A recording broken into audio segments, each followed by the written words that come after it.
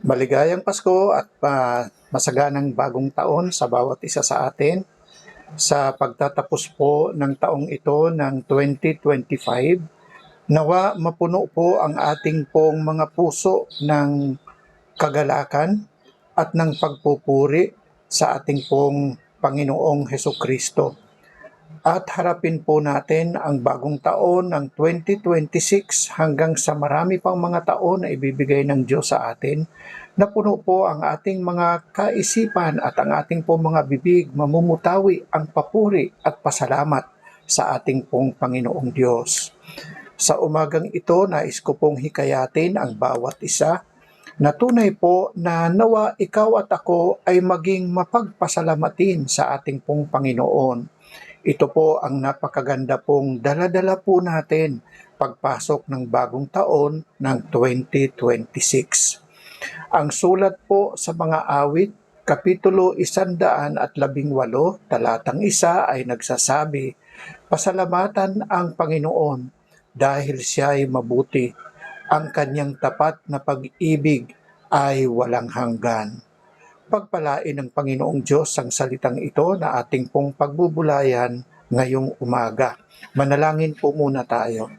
O Diyos sa mangbanal, Diyos na makapangyarihan sa lahat, nagpapasalamat kami sa iyo ng buong puso at buong kaisipan sapagkat sa taong ito ng 2025, pinaranas ninyo sa amin ang iyong katapatan, ang iyong kabutihan at ang iyong mabuting gawa sa buhay po namin. Binigyan ninyo kami ng pagkakataon na maging instrumento upang maging kabahagi sa pagsasakatuparan ng iyong kalooban. Salamat po, ikaw ang aming lakas sa lahat ng sandali, lalo't higit sa panahon ng aming pong kahinaan. Ikaw ang aming buhay na pag-asa. Ikaw ang nagpuno sa lahat ng aming mga pangangailangan. At sa taong itong darating, buong puso kami magtitiwala sa iyo sapagkat tunay po na ikaw ay sadyang napakabuti. Purihin ka, Panginoon, ang lahat ng iyong mga nilikha. Pagpalain ninyo ang bawat isa na makakarinig po ng mensahe ng iyong salitang ito. Lahat ng ito ay aking hinihiling sa pangalan po ng Panginoong Hesus. Amen at amen. Ang mga salitang ito ay bahagi po ng koleksyon ng mga awit na inaawit ng mga Israelita habang sila po ay nagdaraos ng kanilang mga festivals katulad po ng Passover. Itong awit, Kapitulo 118, ito po ay madalas na inaawit sa panahon po ng piyesta ng mga tabernakulo.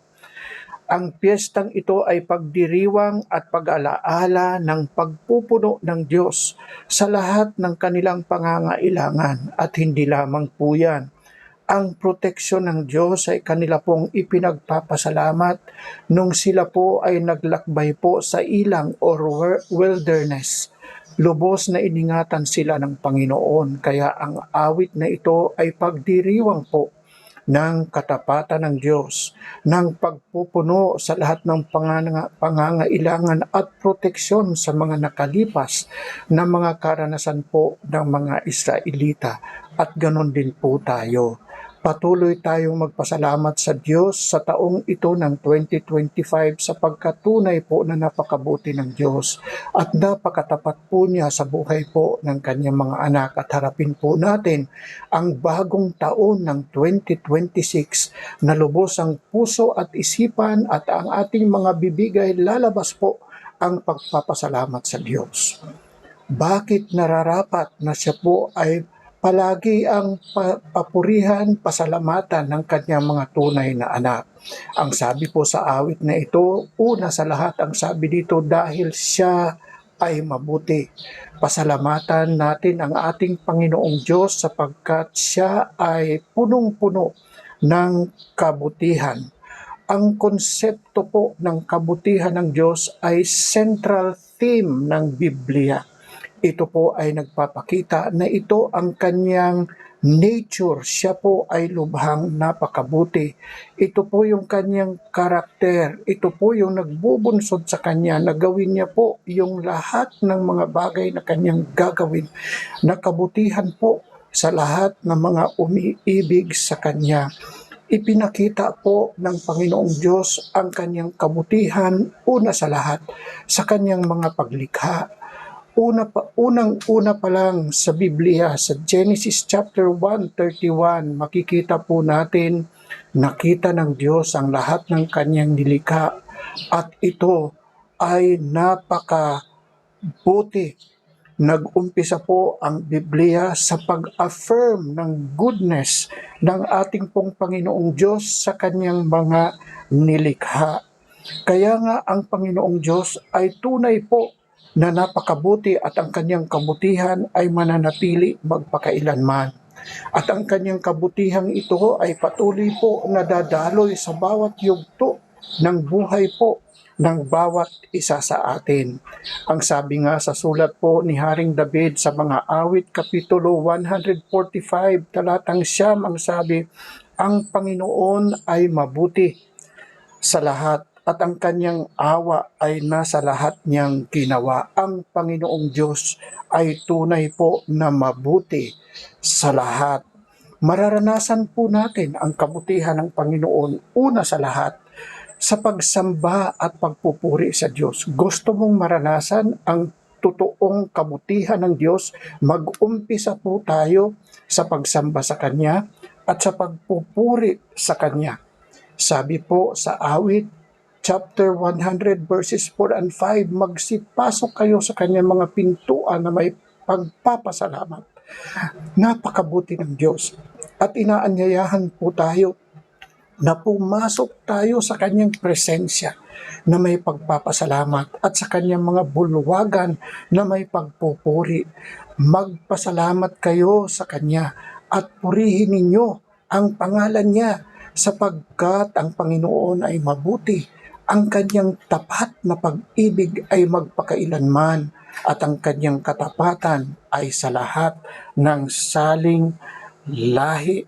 Sa pamamagitan ng pagsamba ng lahat ng mga mananampalataya, tayo po ay maghahatid ng papuri, ng tiwala, ng pagpapasakop sa ating pong Panginoong Diyos.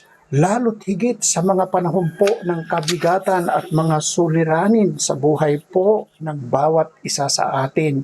Ang sabi nga po sa Psalm chapter 34 verse number 8, o inyong subukan at tingnan na mabuti ang Panginoon. Maligaya ang tao na sa Kanya'y nanganganlong. Magtiwala tayo sa Panginoong Diyos at magtiwala tayo na Siya po ay sadyang napakabuti. At dahil dito mararanasan po natin ang Kanyang tunay na kapayapaan at ang Kanyang kasiguruhan ng Kanyang presensya sa buhay natin na tayo dahil sa Kanya tunay na magtatagumpay kahit na sa gitna po ng kahirapan, kabigatan at mga suliranin. Sa kagalakan na ating pong mararanasan, ang presensya ng Diyos ay nandito po sa ating kalagitnaan. Mararanasan mo ang kabutihan ng Diyos kung ikaw ay patuloy na sasamba sa Kanya at patuloy na magpupuri sa Panginoon.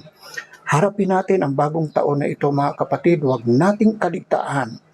Sumama tayo sa mga kapatiran, sambahin natin ang Diyos ng buong puso at buong kaisipan at purihin natin Siya ng lubos. Mararanasan mo ang tunay na kabutihan ng Diyos sa pamamagitan ng pagsunod sa Kanyang kalooban at sa pamamagitan po ng patuloy na pagnanais na maging instrumento tayo na maging pagpapala sa ating kapwa.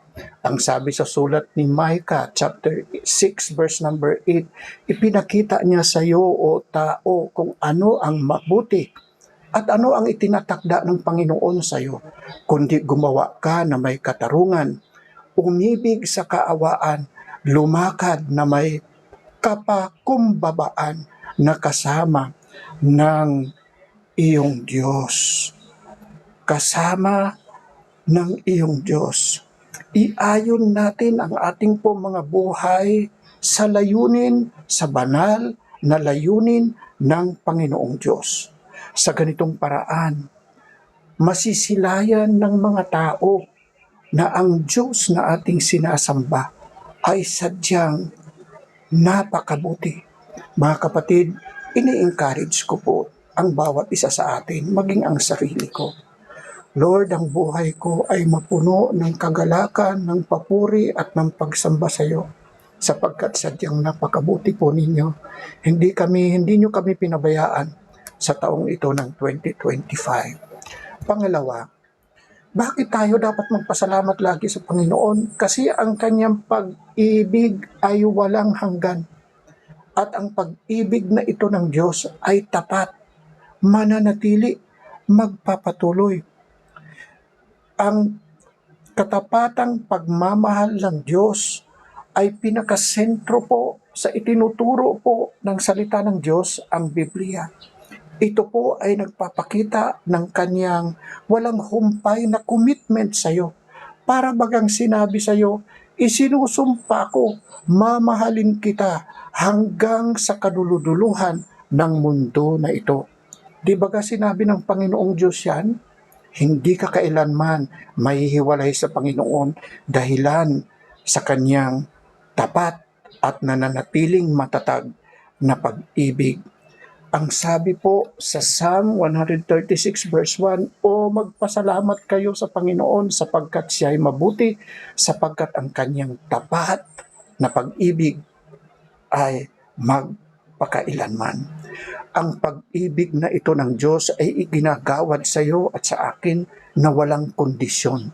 Ang pag-ibig na ito ng Diyos ay handang magsakripisyo para sa iyo at para sa akin.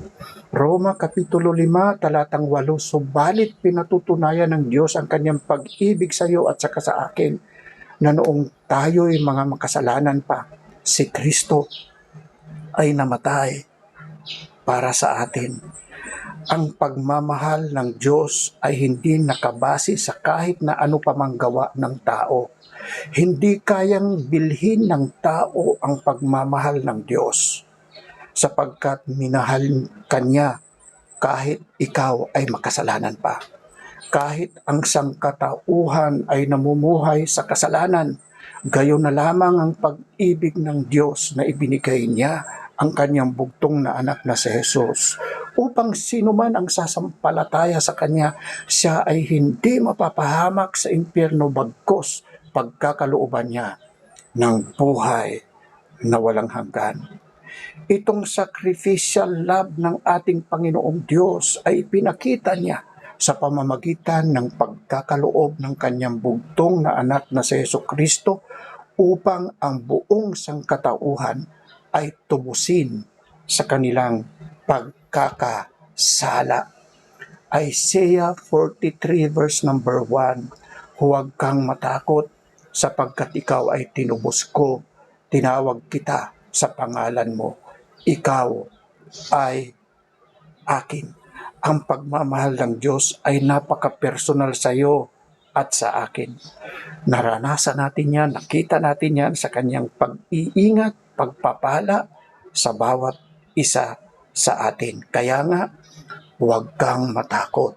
Harapin natin ang bagong taong ito na matatag at matibay ang ating pagtitiwala at pananampalataya sa Diyos, sapagkat ang kanyang pagmamahal sa iyo at saka sa akin ay talagang masyadong intimate and very personal kind of love.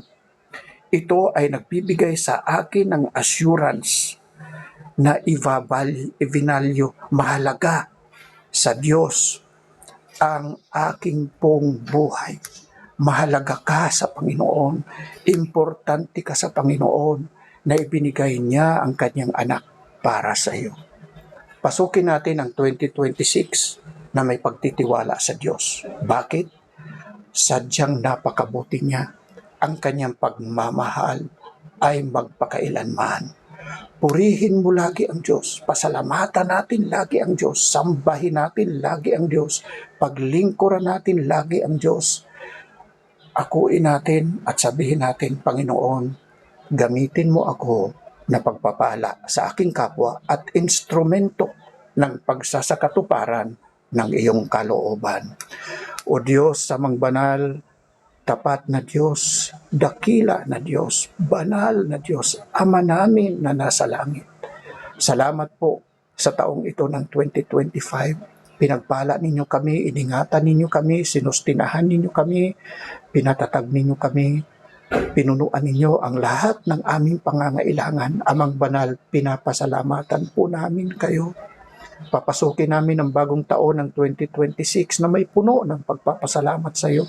Punong-puno ang aming puso at isipan ng papuri at pasalamat sa iyo, Panginoon. Magpapasakop kami sa iyo. Hinihiling namin ang iyong pangunguna, pag-iingat, pagbibigay ng kalakasan, pagbibigay ng marami pang pagkakataon na kami ay maging daluyan po ng iyong pagpapala. Pasaganain ninyo ang lahat ng aming po mga gawa. I-prosper ninyo ang lahat ng mga gawain na ibibigay ninyo sa amin.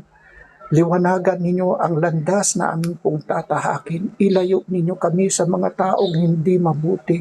Bigyan ninyo kami ng discernment, Panginoon, sa lahat ng sandali upang kami ay magdesisyon base sa iyong katuwiran at kabanalan. Bigyan ninyo kami ng kauhawan sa iyong banal na salita.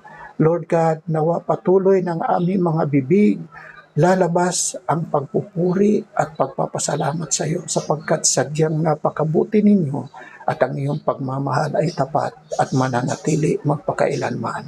Lahat ng ito ay aking inihiling sa pangalan lamang po ng aming Panginoong Hesukristo. Amen at amen. Mga kapatid, pagpalain tayo sa patuloy na pagdiriwang ng bagong taong ito at ng pagharap sa 2026. God bless po.